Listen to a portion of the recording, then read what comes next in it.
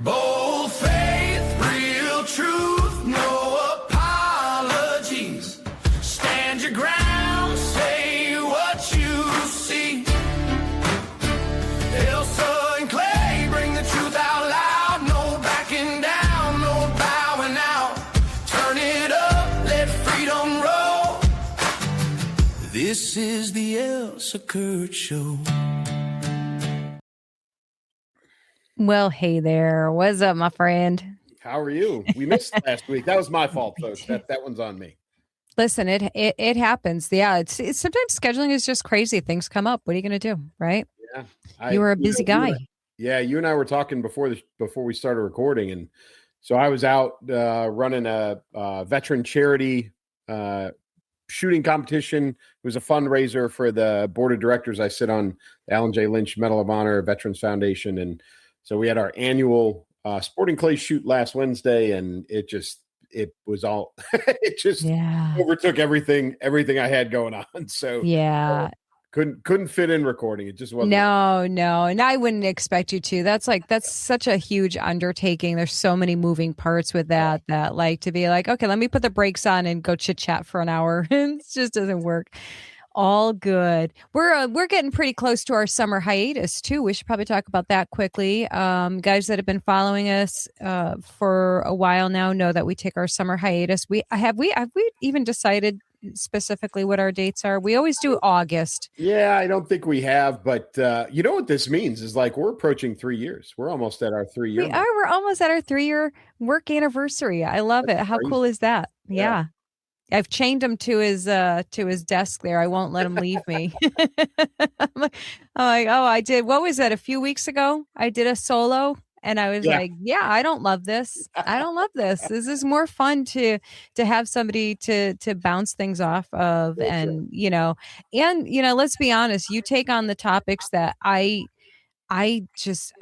can't do it, Clay. I can't do it. Some of those topics, and they're important. They're like obviously really valuable to talk about and necessary to talk about, especially with the perspective that you have with your background and everything. It's like, it's great to talk about. But for me to sit and talk about them like on my own, like who wants to listen to her talk? She doesn't know anything about this stuff, So yeah. So as always, it's a great complimentary back and forth we have, like same team, different perspectives, right? Different I don't know, something. I describe us as a baseball announcing team. You know how they always have the play-by-play and they have color commentary, right? And I am the play-by-play and you are the color commentary, and that's why I love that. That's why I love that. That was perfect. And speaking of perfect, as always, you pick the perfect topics for us to talk about. We do have a little intro to give you a little tease of what we're talking about. So we'll share that with you right now. We've got sweaty businesses, celebrity marriage, politicized sports, collapsing candidates, death chants, NATO drama, and a murder hearing. In other words, a normal week in 2026. Welcome to the show. Yeah. So I got to say, I put that through AI, my pal AI, and I said, here are our topics. Here's what we're talking about. Based on all of this, create an image, a graphic for me to use for the show opener. And so I use ChatGPT, and ChatGPT, most of them probably are, I don't know. But they have like rules and regulations and certain things they will not do. So if they suspect at all that you're doing anything to mock anybody, they won't make it. So other ones will, obviously. We see all those kind of videos and memes and everything. There's ways around it, so I had to tell it, like, if you can't use the exact image of this person, these people, do someone that resembles them. And so my point being that center image was supposed to be Platner, and they were way too complimentary to that guy. Way too complimentary to that guy. He would not look that decent on his very best day. So just wanted to throw that out there. You got a crush on him? Is that what it is? I know. I mean, AI must have a crush on him. Clearly. Who wouldn't have a crush on him? What a great guy he is. He's so awesome. Yeah. Oh, all right. We're not talking about him yet, though. We're going to talk yet. about. We're Not going to yet. talk about. Right. We're going to talk about another really swell guy, like just a guy that embodies everything that America stands for and believes in. Right. Yeah. I hope y'all hear that sarcasm. We're talking about Mom Donnie, who basically told everybody that they need to turn down their thermostats to 78 degrees. He told them this. That's what. Turn him up. Like he was Turn it like, up. I'm sorry. Did I say turn it out? I mean, turn it up. I'm sorry. Yeah, Yeah. because it was too stressful on the grid. So he was telling New Yorkers. Did you see the responses from some Oh, yeah. people on the street? Yeah, he was like, told me to turn it up. I'm turning it down to 68. Like, of course, give me a break. Real New Yorkers are not going to listen to that guy. Now, maybe if it was somebody else, maybe it's a case of who's saying it and how they're saying it. I feel like maybe let's go back to the good old days, maybe of like Giuliani or something. And he's like, guys, listen, you're killing the grid. We're killing the grid. We're having brownouts. We're having blackouts. Like, let's all work together. I know it sucks, but blah, blah, blah. This guy, not so much. Not the same effect, right? Especially when he's telling, landlords and business owners that he's going to raise their taxes and he's going to do all these other things. And then he says, hey, keep your air conditioning at 78 because the grid can't handle it. And so, there's a lot of things that go into that. One is it's one of the worst heat waves we've had in a while, quite a few years, actually. Yeah.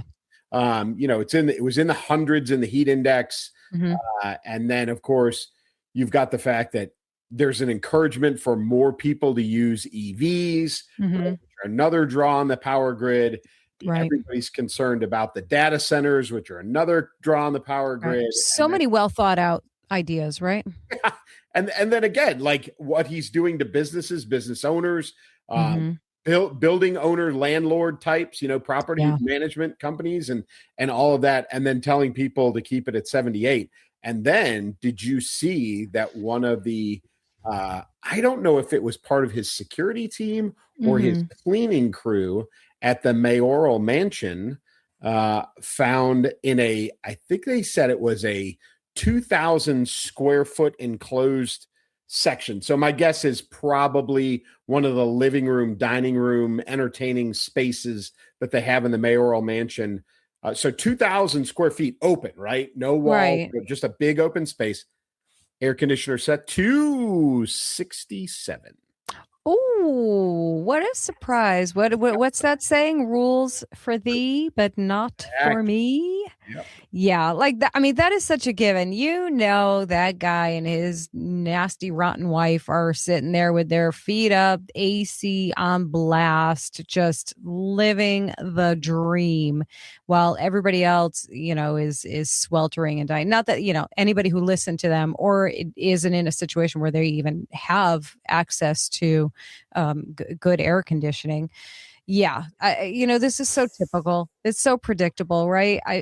You almost, don't you just kind of sit back and shake your head and go, I mean, everything we could have told you was going to happen is happening. This is all so predictable. And it's predictive, right? Yeah. So for the future, he is trying to do things like take control of properties within the city to do rent control. He's trying to establish these government grocery stores. He's trying to, it's straight communism. We all recognize that. Those of us that are old enough to remember, East Germany, the old Soviet Union, all of those things. But this is just a taste of what's coming if all of the things he's trying to do get done. Because when there is a shortage, he's just going to ask people to do without. Right. Those are the breadlines, folks. Yes. You hear that term, but those are real things, right? Yeah. People would literally in the Soviet Union and in East Germany would wait in line with ration tickets to get loaves of bread because there were shortages. You could only get so many. Didn't matter how many people you had. Didn't matter. Like you were limited on the assets and the groceries and the food and the gas and I think everything but liquor. Was rationed regularly. And this is exactly what he's doing. He's rationing power, literal power, because of air conditioning. Yeah. And that's what he is going to do. That's exactly what the communist, mindset is like, oh, well, we all have to chip in, which means everybody's life sucks except for people like him. Right. Right. Except for the elite, except for them.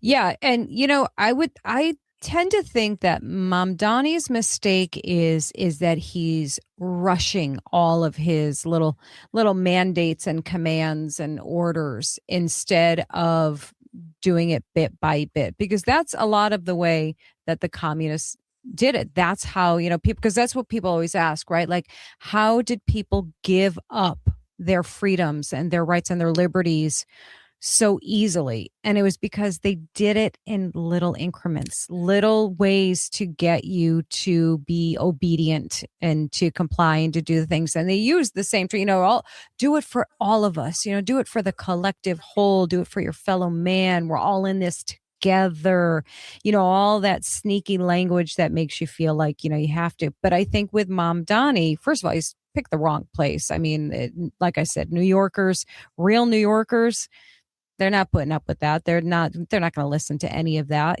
so there's some fight left in him. Unfortunately, Pandora's box has been open and this guy is in and he's active. But I feel like he's trying too hard, too fast, too much. And maybe the pushback will be enough to, kick him in his hidey hole. I don't know.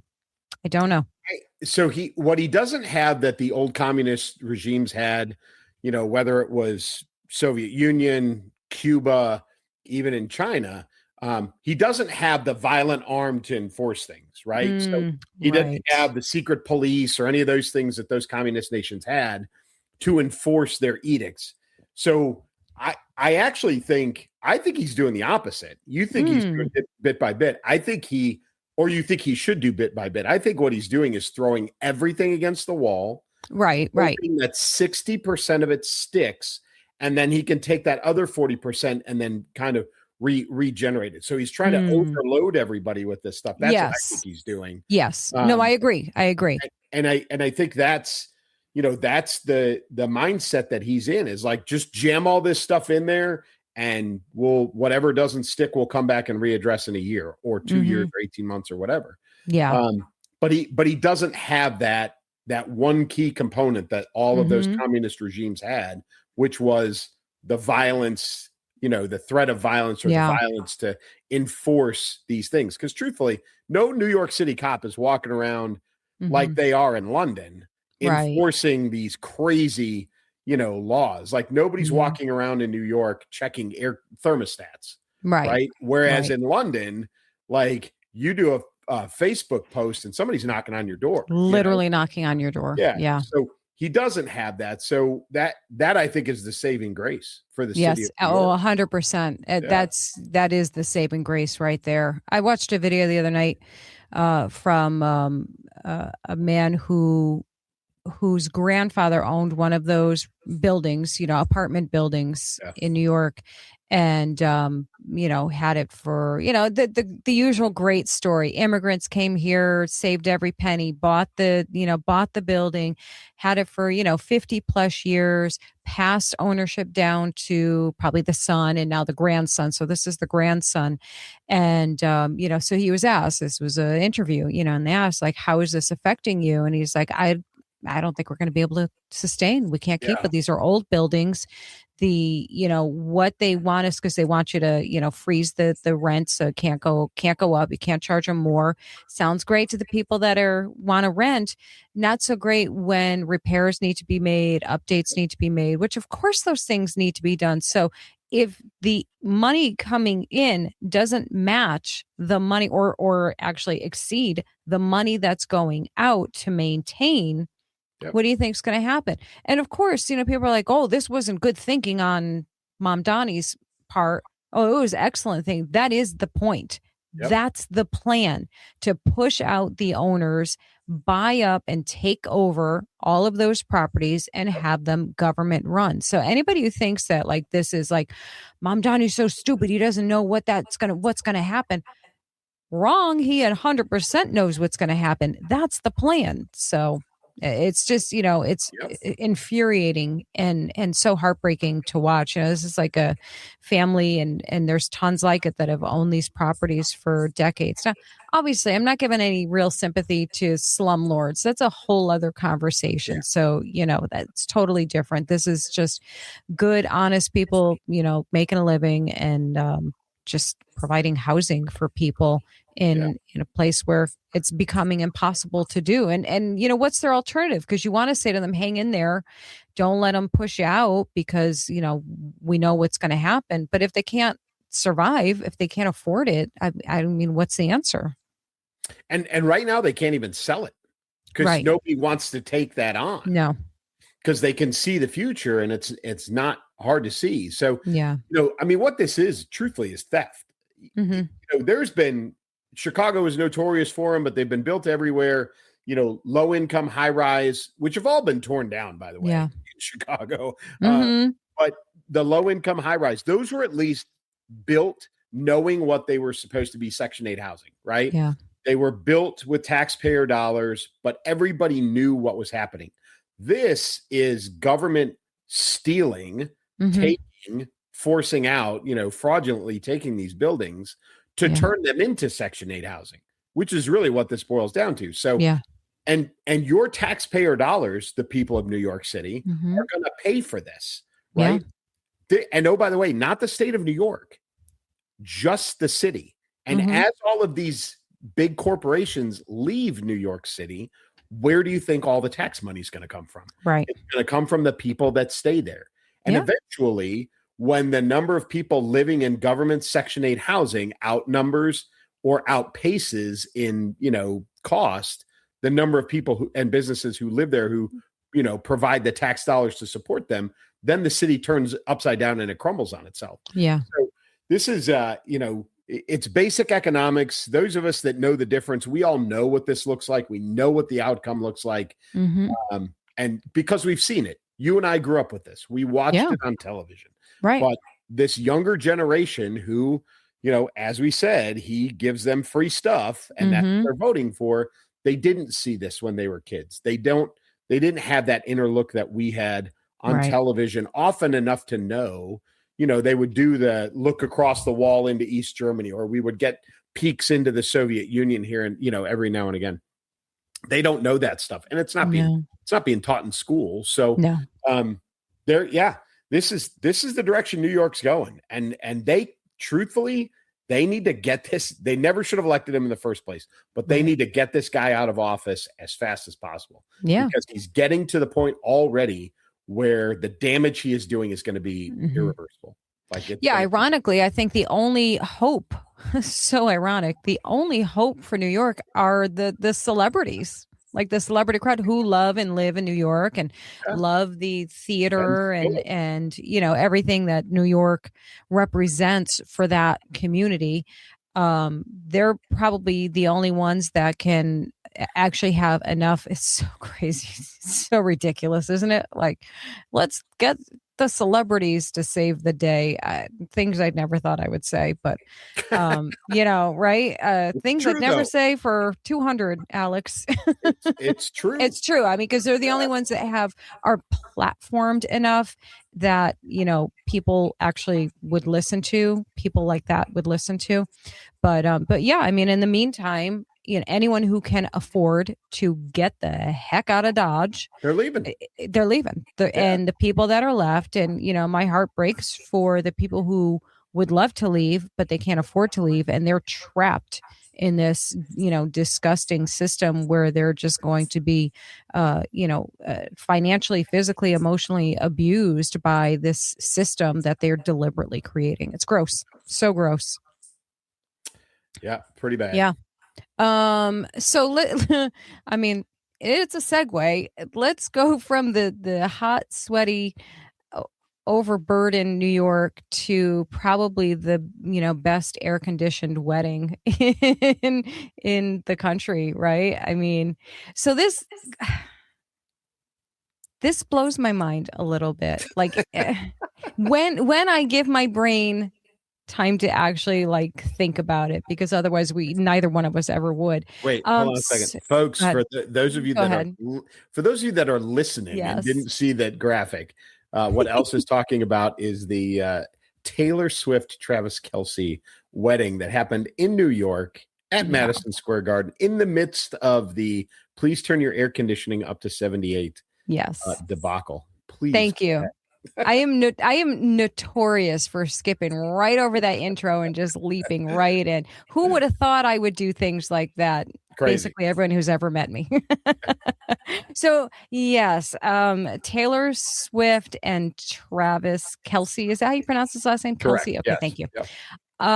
So it was very hush hush. Nobody, I mean, there were rumors, right? Like days or maybe even longer. I don't know. Neither one of us really follow this. So it's a miracle that we're even talking about it, but it was a big enough story that we could.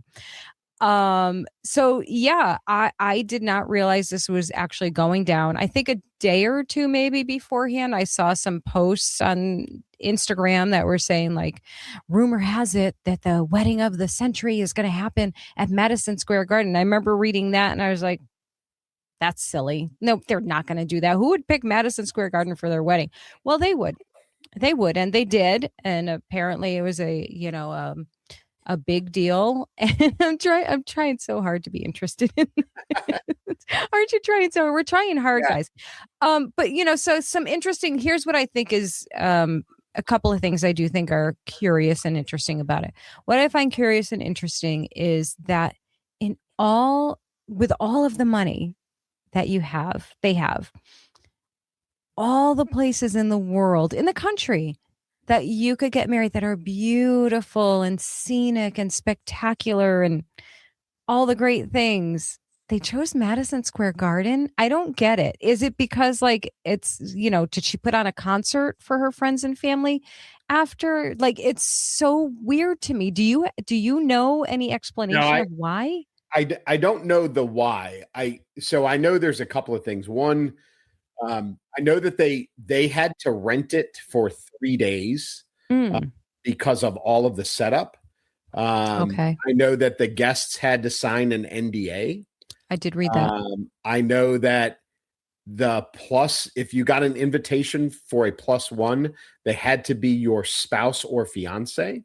There were no random dates allowed. No randos. Okay. They were trying to control the information out there. There are rumors that there were things like a garden built inside the garden, like a living garden as part of this. What else did I hear? Adam Sandler was he actually conducted the wedding. Oh, I like him, right? So I think that's cute. Yeah. But like this is not something I follow. I was like you. I saw a headline come across my phone that said, "Hey, here's pictures of so and so on the red carpet for the wedding." Right. So it was like an award show. They had a red carpet, but what I said at the beginning is what bothers me the most is that in the midst of all of this. One, they had to shut down all the streets around Madison Square Garden, which were magically suddenly cleared, right? Of all the homeless people and drugs, all of those things. The entire police force was on recall, and hundreds of them were on overtime because they had to provide all the security, right? To close down the roads and to divert traffic and all of those things. And they also, it was in the middle of this flipping heat wave. Yeah. So, which I get it. They picked the days for this thing whenever they picked them. They didn't know what the weather was going to be, but I can promise you that they didn't turn the air conditioning up to 78 in MSG. Yeah. There is no way in heck. They probably had, oh yeah, everything blast. There's no question about it. There's no question about it. Let's be real. So 1,200 people, by the way. 1,200 people. That was the number. Okay. I heard. Okay. Listen, I'm sure, I have no doubt that it was spectacular. And I'm sure when she produces her film for the wedding, because it will be it'll be a massive epic production that will go into theaters, and it's going to be all, it's going to be all of that. You're right? so right. You are so right. Yeah. right? This will be, Taylor the movie, the wedding. Oh, by the way, this Travis guy. Oh Whatever. yeah, that guy. Yeah, him. Whatever his name is. Yeah. I mean, listen. I have no petty bones in my body. I am happy for them. If you have the means to do that, good on you. I think that's just lovely for you. Not so lovely for the people of New York. It's that part. I agree with you, Clay, 100%. The rules for me, rules for thee, not for me. The whole thing, gross. The um use of law enforcement and all of those things, all of that stuff is really messy and simply wrong. It's simply wrong. The good parts, I've got good parts to this.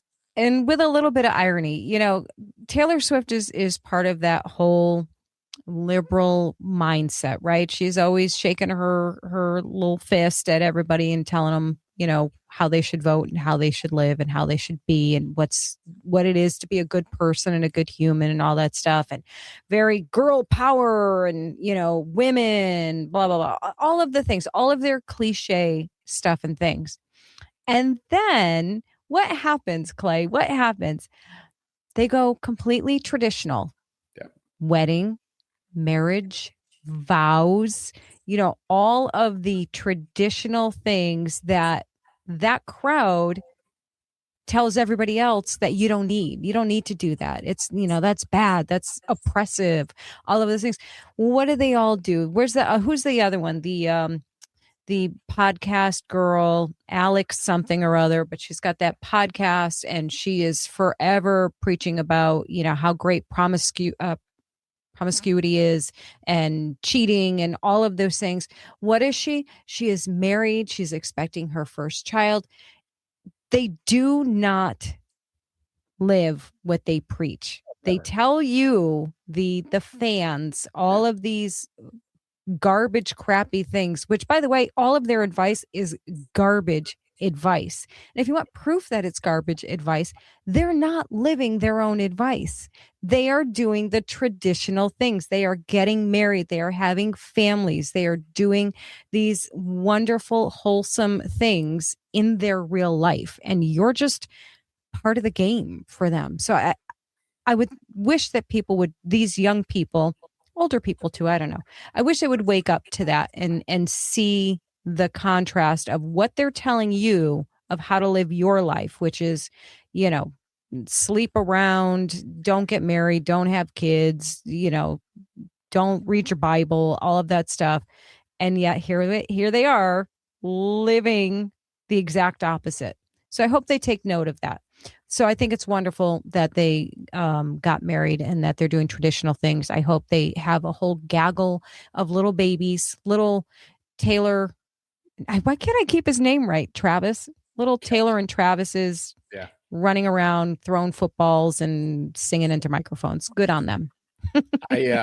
So things have been noticed though, because I've seen things on the kind of the liberal side on social media that said, hey, imagine all of the good they could have done with that money that they spent on the wedding. Mm-hmm. There has been some of that, which is good. I'm sure there's pushback. Yeah.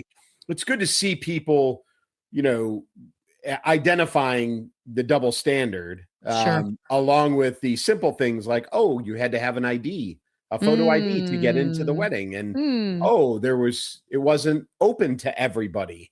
And there was security and gates and walls and like all of those things. So those things were easily pointed out. What the money could have been applied to, has been pointed out. I actually have a totally opposite take from you. I think this is 18 months and it's over with. I think this is going to be the most expensive divorce in history. And I honestly, whether they stay married or not, I see 0 children for them. Yeah, I would like to see that. I would like to see them have a long, wonderful, happy marriage. Nope. This whole Madison Square Garden thing, the movie that is very likely to come from it, all of those things reek of show marriage. Sure. Yeah. Now, in fairness, I have absolutely no idea what their private life looks like. No clue whatsoever. I don't see any of that stuff because I don't follow it. So they've probably been all over the tabloid news, not the tabloid news, the entertainment news.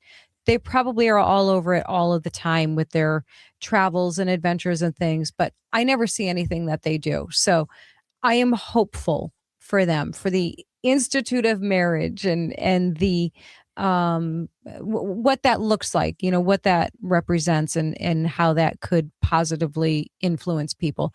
I do not disagree with you though, that the likelihood of the marriage lasting, all of that stuff, the odds are very high against them. So yeah. That's all right. All you Swifties can yell at us. It's okay. We'll be all right. Yeah. Oh yeah. I'm sure they'll yell at us. Yeah. How dare you even talk about her? Get Taylor's name out of your mouth. Okay. Deal. Okay. We'll stop talking about her. Next. We'll stop. We'll move on. We'll move on to the next thing. Hang on. If my clicker was working here, we will. World Cup was touched by, you just go right ahead. World Cup touched by politics. I knew I'd spit it out eventually. Go ahead. So, folks, I said this a couple of weeks ago, I've been doing this series, Soccer All Summer. I'm a soccer guy, have been my whole life. And so every single day, multiple times a day, I've been doing social media stuff. And I've been watching this very closely. For those of you that weren't following the World Cup, a U.S. player in the last round of group games, in the first knockout game, like lose and you go home game, an American player was given a red card by the referee, which meant he was not only kicked out of that game and the U.S. had to play down a man for the rest of the game, but also that he would be suspended for the next game. In the rules for the tournament, there's no appeal process for that. Except in this case, FIFA, which is the World Football Association, which puts on the World Cup, they have essentially a get out of jail free card where they can arbitrarily, without anybody asking for an appeal or having a formal appeal process, they can rule on things off the cuff. And so President Trump, now there's a lot of argument about this red card, okay? Whether it should have been a red card in the first place, whether the instant replay procedures were followed correctly, which they weren't, blah, blah, blah, blah, blah.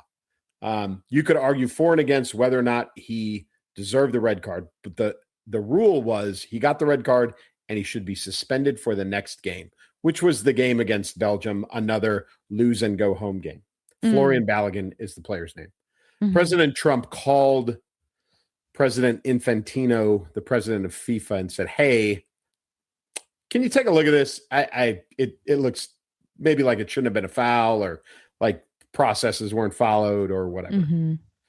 And magically, 24 hours before the Belgium game, FIFA, they did not take back the red card, but they suspended the suspension.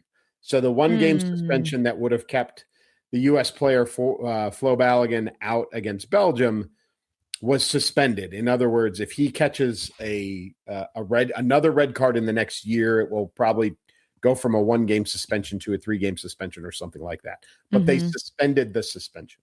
And of course, the entire world got involved with this. Everybody had an opinion. Some people had opinions based on the fact that it was President Trump, which inside and outside the United States, people had opinions that he shouldn't have gotten involved. People had opinions that FIFA is and has been corrupt for decades, which is also true. You had people arguing on behalf of the game itself. Like this puts the integrity of the game at risk. Politics and political leaders should stay out of things like this. And it put a very, very dark cloud over what had been thus far an exceptional tournament, not only in play, but the way it was being conducted and the fan interaction and how things were going and everything else. But as soon as President Trump got involved, everything turned sour. And the U.S. ended up getting Florian Balogun back. He played in the game against Belgium. We got our ass beat anyway, and we got eliminated. And there was a lot of good, you got what you deserved on the backside of it. Right. So, President Trump can't help himself. No. right? This is one of those things where truthfully Yeah. politicians need to stay out of it. You just Sure. like, you don't get involved in sport like this. It's not this. It is sport, right? It's not Right. national defense. It's not the reputation of a nation. Truthfully, it's not the economy. It's not. So like, the president needs to take a back seat and just kind of let things. And I say this about all politicians, right? Sure. Because now Pandora's box is open. And you've got a lot of countries that are like, well, our prime minister or our president or whoever, we should call, president of FIFA. And there's a lot of calls for the president of FIFA to resign. So it's put a big black cloud over everything that was going on in the tournament. That's a shame. And nothing like worse, this is. Go ahead. Worse, on the same day or the day before. So France beat Paraguay. Okay. And a female senator from Paraguay. France has a player, Kylian Mbappe. He's one of the top 5 players in the world, arguably, is from Cameroon, which has French citizenship eligibility because they were a colony and all this other stuff.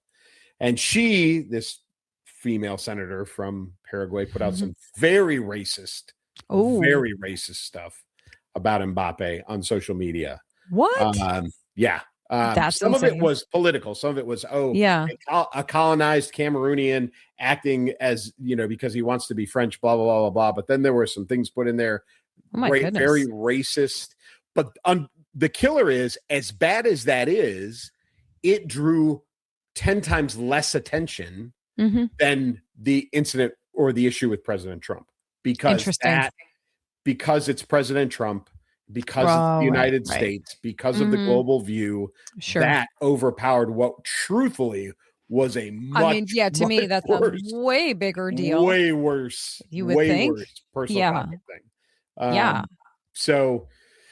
So politics has touched this World Cup more so than any World Cup in the past, and it really is a shame. I wish President Trump would have just stayed out of it. Sure. I think it became a problem. I think it became a social media problem. I think it interfered with player preparation. I think it interfered with a lot of things. Right. But he can't help himself. When it comes to America and anything American and an American team representing America, he feels obligated to get involved. And this is one of those times where he should have just not. Okay. So the general consensus was that the call was bad, correct? Like, that's pretty well agreed upon? The call itself is probably, what I've seen on social media, is probably 50-50. I think there's probably half of the people think it was deserved and half of the people think it wasn't. I would say for the people who slowed down, took a breath, and looked at how the process for instant replay was violated, those people all agree that he got the red card because they didn't follow the right process, right? The rules say basically, for a red card for conduct like this, you can't use slow motion film footage because they know it looks 10 times worse in slow motion. You can only watch the instant replay at game speed, right? Interesting. Okay. And so they call it VAR, visual assistant referee, instant replay guy, told the official, hey, you should probably look at the monitor and you need to look at it in slow motion, which is a blatant violation of the process. Okay. Right? Okay. So initially there was no call at all. Then the instant replay guys said, hey, we're looking at this. It looks bad. You should probably come take a look at this. Then the referee looked at it, and he looked at it in slow motion, and then he turned around and he gave the red card to the U.S. player. So the process wasn't followed. Whether it was a bad call or not, technically in the process, the processes for instant replay were not adhered to. So the red card never should have happened. Again, you could argue whether or not the foul deserved it. Sure. So it's really about the process. Okay. Right. Okay. All right. So next question. If it were anyone other than President Trump making that phone call, would the reaction, do you think, be the same? No. I think it would be, depending on who it was. Like, let's say, I don't know why this name would even come in. Let's say Robert De Niro. Don't ask me why that name would even come to me. If Macron did it for France, or Steer Karmer or Mm-hmm. Keir Starmer did it on his way out for England, people would be upset. Mm-hmm. But I don't think nearly as upset, because not only do you have the people from outside the United States that don't like Right. President Trump, you have the people from inside the United States that don't like President Trump. Sure. So you got a lot of splashback because it was him that made the call. And that's what really made it worse. All right, so let's stick with political figures for a minute. So do you think if Kamala Harris was the one that made the phone call and got that reversed, would people like, I'm just trying to determine, is it because the same? Yeah. I don't think they would at all. No. Okay. No. Yeah. And has this happened in this capacity before in other? No, it's never happened before that a political leader has made a phone call and said, "Hey, what's going on there?" Not that I have seen or heard of. Okay. There have been incidences where these red card suspensions have been suspended for various reasons. They did it actually for Cristiano Ronaldo, who is one of the most famous players on the planet. Even I know that name. Right before the World Cup, he Yeah. would have had a suspension that carried over into the World Cup, into the opening games. Right. That got the suspension got suspended so that he could play in the World Cup. So, and nobody's talking about that. Right.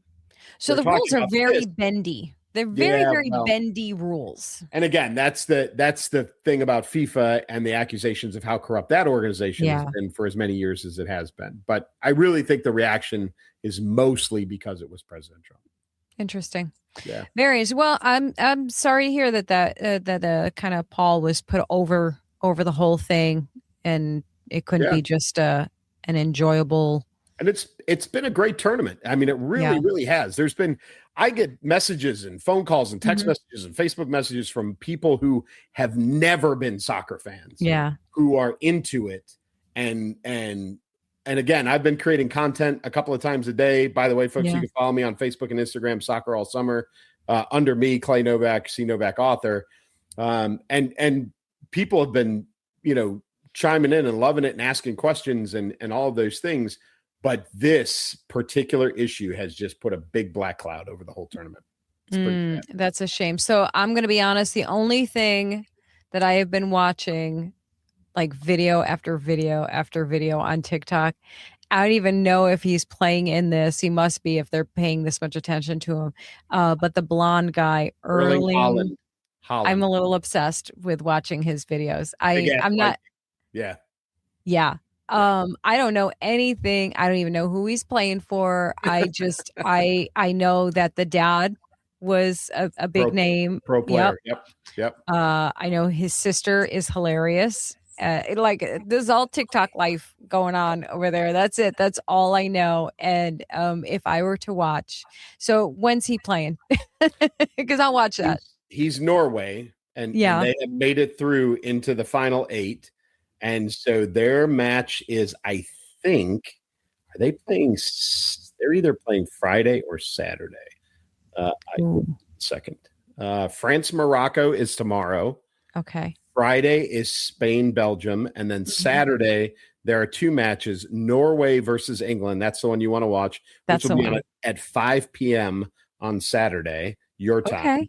And then after that, at 9 p.m. East Coast is Argentina, Switzerland. Wow. Okay. All right. I would like to see that. I find him highly entertaining. And of course, they're awesome. The whole Norway team they've like embraced their Viking, like they have Viking script and Viking numbers, like old Nordic script on the back of their jerseys. And they're doing this Viking row when they win. And they're awesome. They're a great team to watch, and they're a lot of fun. So cool. Yeah. I love Norwegians. I could look at them all day. I just want to look at them. Like talk about polar opposites here, but Norwegian is such a bizarre track to take on this, but just go with me, guys. Norwegians and Samoans I could look at them all day and never get tired. They're just so magnificent looking. Random. Sorry, guys. It was so random and there you go. Took us off track. I mean, it's kind of my job here. Kind of my job. All right. So that's very interesting. All that stuff. And yeah, I don't have too much of opinion. I don't know. Can I cast an opinion on it? I think I'm going to agree with you. It would have been better if Trump didn't get involved. I think, and I would say that for anyone outside of the organization. Nobody outside the organization should have any kind of Agreed. Yeah. pull on that, right? Whether it's make the politicians, celebrities, whatever. Nobody should be able to influence that. I think that should be its own little island. They make their own rules and all of that. There you go. I weighed in. All right, let's weigh in on something else. This guy, Platner. Right. I mean, right. You could have called this in your sleep, right? Like this did not even take much thought whatsoever. So Grant, for whoever doesn't know, Grant Platner, the progressive Maine Senate candidate, is under pressure to drop out after serious, I mean, like the other stuff was pretty serious too, guys. But after serious sexual misconduct allegations on top of earlier controversies involving a Nazi-linked tattoo and super disturbing past online posts. I mean, this whole thing, it's so, again, predictable, first of all. One of the most telling things that I have seen in this that kind of sums it all up, just encapsulates the entire left mindset, was the cackling hens of The View. I don't know if you saw this, but the cackling hens of The View, in particular, Sunny, how do you pronounce her last name? Hostin? Yeah. Sunny Hostin, flat out said, yeah, we know he's a homophobe. He's a liar. He's abusive. Like he's went down the entire list and said, yeah, we know that he's all of those things. But she literally said the word, but we really need him in this seat because we've got to fight Trump and his people. This, I mean, talk about the absolute morally corrupt mentality you have to say, yeah, we know that he's pretty much a full-on garbage human with no redeeming qualities. We think he's a monster. We think he is literally the worst other than Trump because Trump just exists. And it's okay that he's all of these things. We're going to set that aside because we need him. That is the left mentality. They don't care.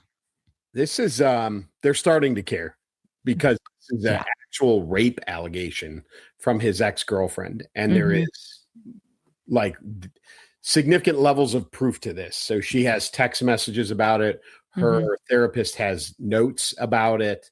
Like there is plenty of evidence that this happened. And it's, oh, by the way, not all that long ago, 2021, ex-girlfriend accusation that he broke into her apartment and raped her. And listen, she's also a left loony as well. And she said, I have held back,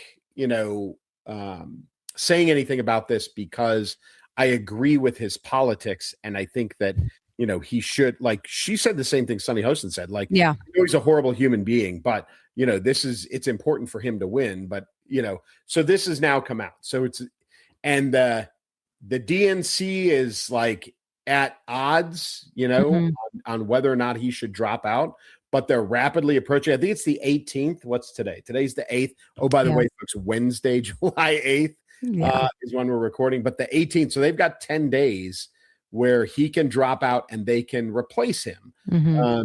And so they've got to make a decision real quick. Now, two things about that. One, he is evidently trying to stick his nose in there and pick the person that replaces him. And the Democratic Party of Maine or whoever it is basically telling him, first things first, you need to get out of the way and shut up. Then we'll figure out who's coming in behind you. But this is Kamala Harris all over again. Like, whoever all this is hasn't won any primaries. They haven't won anything at all. They're going to be put in the seat, So this was a win-win for them. Either they backed him and he got elected, or he imploded and they replaced him with whoever they wanted to anyway. This is Joe Biden part 2. That's what this is. Absolutely. Absolutely. Yeah. They had their backup plan. They had their backup plan ready.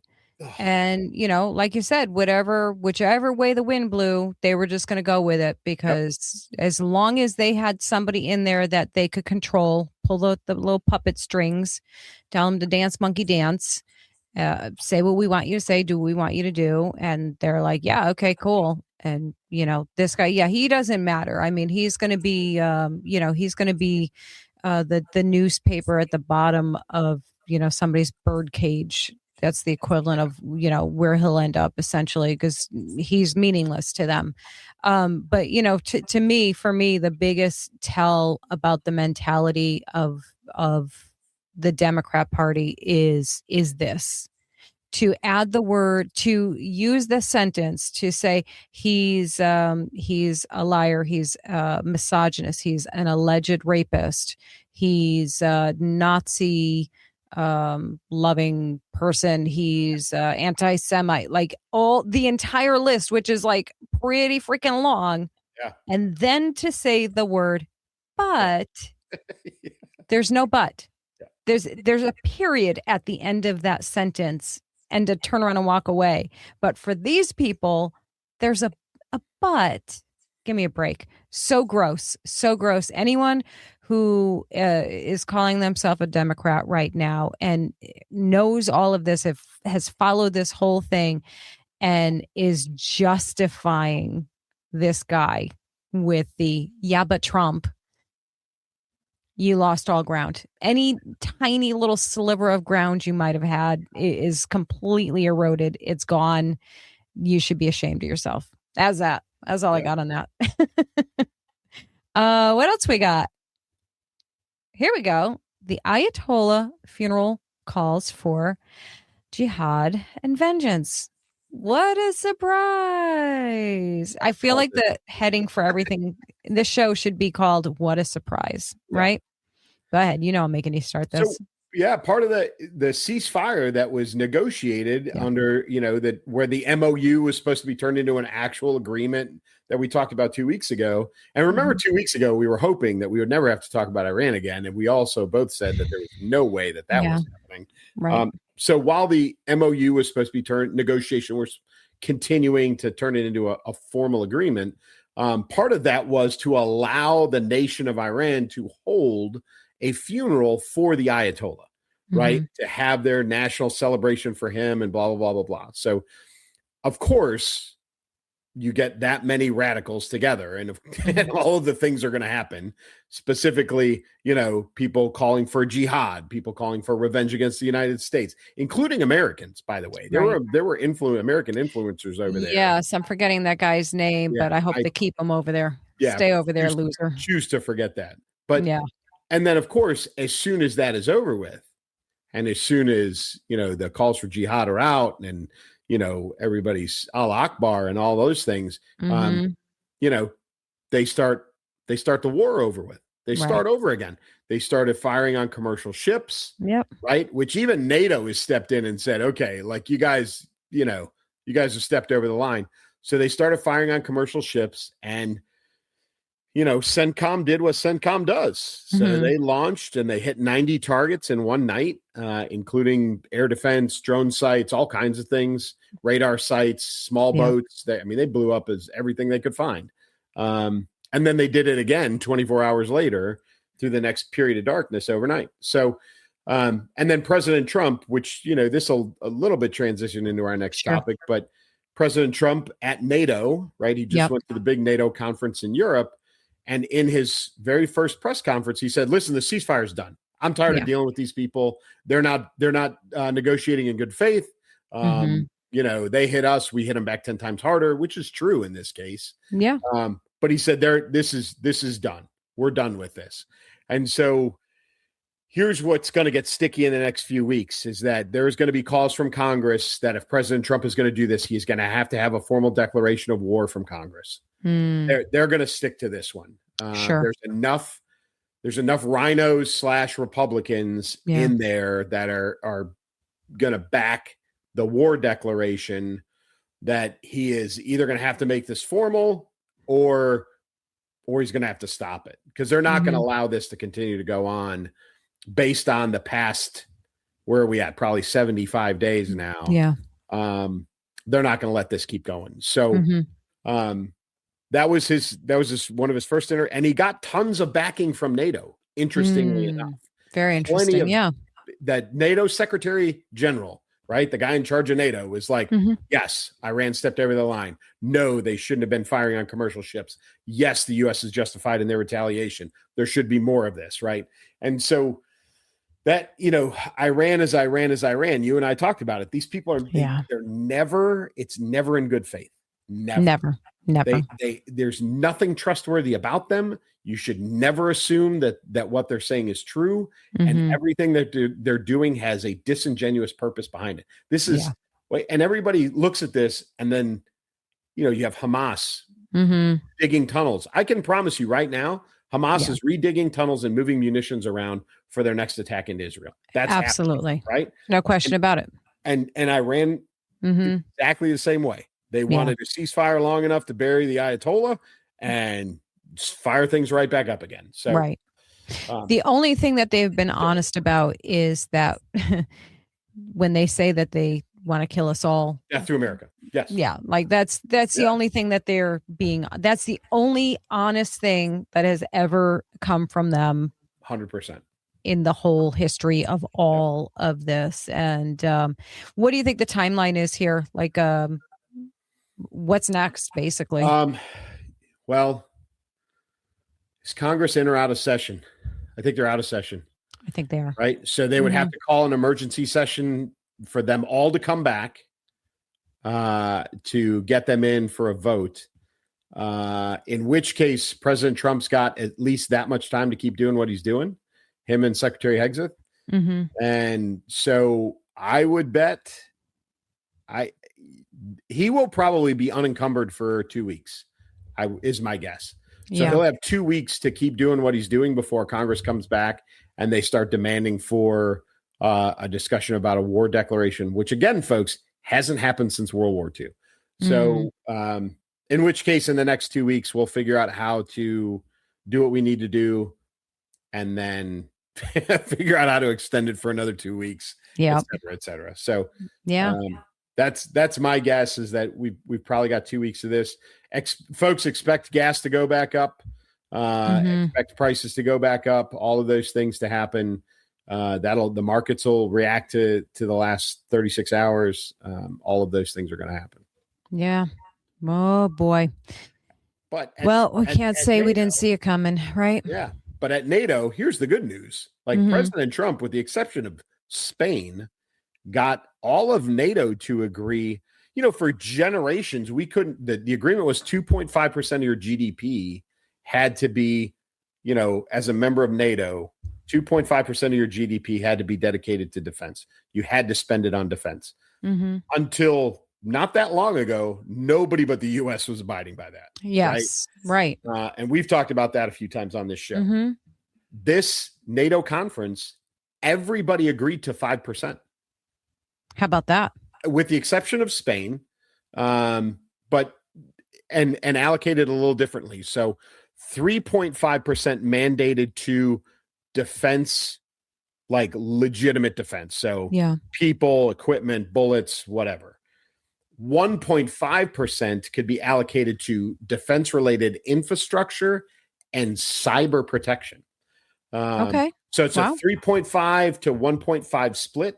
But everybody in NATO agreed to a 5% GDP spending on defense, because I think that they all had that wake-up call with Ukraine, that they realized that nobody was prepared to fight that war without the United States. And when we all gave them the finger, they all realized that they were screwed. So talk about eye opener, right? For them. Yeah, it's pretty interesting that they jumped to 5%. Yeah, and very interesting. I think it's by 2035. So I think there's like a slow increase over the next 9 years or so to get us there. Oh, it'll be like a gradual Okay. Yeah. Okay. Well, it's about time everybody starts pulling their weight, right? Right. Enough. I mean, what Trump has said all along, enough of, Yeah. the U.S. footing the bill for everything and everybody just skating by, and Yeah, and we don't get anything out of it. we get nothing out of it. So yeah, no, good. All right. Well, there's some good stuff coming out of that, right? Yeah. Oh, brother. All right. The topic I'm dreading talking about, the Charlie Kirk trial. Well, preliminary hearing really is what it is. Let me start just by kind of giving the overview here. The preliminary hearing for Tyler Robinson, accused of murdering Charlie Kirk, is underway in Utah. Prosecutors are presenting video, DNA, and motive evidence. This is not just a trial story. It is a national mirror, which it is. I mean, yeah. So the key facts of this are Reuters reports prosecutors showed video that they said places Robinson in a sniper position on a Utah Valley University rooftop. He faces 7 charges, including aggravated murder, and prosecutors plan to seek the death penalty. The defense is challenging DNA methods and suggests doubt about whether someone else may have been involved. Yeah, so I have not been glued to my screen watching all of this. I am getting the highlights, probably much like a lot of you are too. I saw the video, I'm sure you did too, Clay, of the judge watching watching the moment, and his reaction, I'm sure for some, including myself, and I'm sure for so many other people who were unfortunate enough to have seen that video and seen that moment. And of course, that the people that were there who saw that in real time happen, my heart goes out to them so much, because you don't unsee it. You never not see that in your head. And my heart actually really broke. I cried. What a surprise. I cried. Of course I cried. I cried for the judge, because now he can't unsee it. And I know he's a big boy. He's probably seen lots of terrible things, but his gut, instinctive, natural reaction, that it was for anybody who has not seen his reaction, he was watching the replay of the video, the moment that Charlie was shot, and the moment that it happened. Obviously we weren't watching it. They don't show it to us. He's watching it on a screen, like a laptop or whatever. Right. And he visibly jumped and flinches and kind of like, tried to very quickly, just as quickly recover and keep that kind of stone face. But your reaction is reaction. You're a human being, and that's what happened. So that in itself was gut wrenching, knowing that Erica and Charlie's parents and loved ones. I know Don Jr., Trump Jr. was there also. Knowing that these people are reliving this horror, this absolute nightmare, while that person is sitting there laughing and just having a good old time. I don't think he's really having a good old time, no. But just sitting there, emotionless, really, for the most part, is basically what they're saying. It's just awful. It's just, the whole thing is just awful. What's going on right now is all of the things that are coming out, which, those of us who have not been on the Candace Owens crazy train, and all of the other people like her that have been dragging Erica Kirk through the mud, and Turning Point USA staff, workers, people, through the mud and back again, dragging them down to hell is where she's been dragging them. And all of the things that she has, questioned, she's just, I'm just asking questions, is her favorite line to say. Everything is now coming to light. She has said that she didn't believe that he was there. She didn't believe it. She didn't believe it. I don't believe that he was there. I don't believe Tyler Robinson was there at all. Well, he's on video now, at multiple 4 plus, I think, different times, timestamps, on video. He was there. Yeah. He was there. DNA evidence, all of the things that are being presented are in direct conflict with everything that she has been saying all along.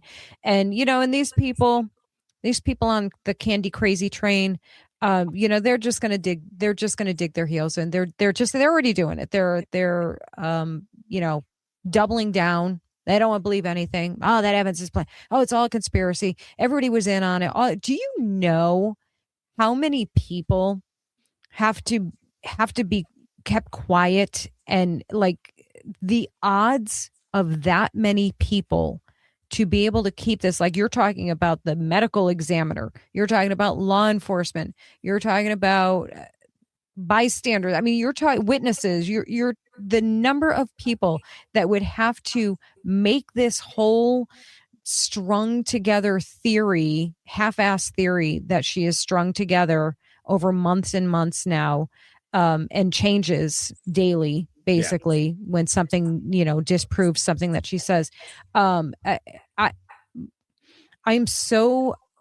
been so incredibly disgusted with what I've seen from my fellow conservatives that are on the opposite side of this topic. I have never witnessed such deplorable, disgusting behavior and comments and treatment of another human being from people who are supposed to be better than the other side. They should be ashamed of themselves. I don't, as a Christian, I'm supposed to forgive people. Boy, oh boy, I got to tell you, I got a really hard time. It is really, really hard. Yeah. I am having a really hard time with that. The things that these people have said about them, to me, about me, for being in support, all of that stuff.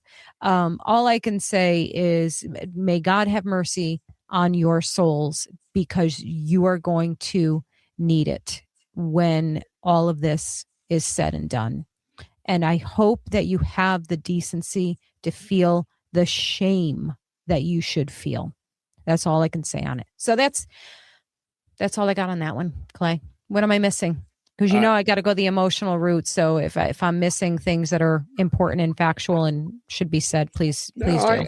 I think this is, it's preliminary hearing. So I think a lot of people are losing sight of the fact that this is not, there's no jury in there. There's no, right. This is about submission of evidence. This is all very procedural.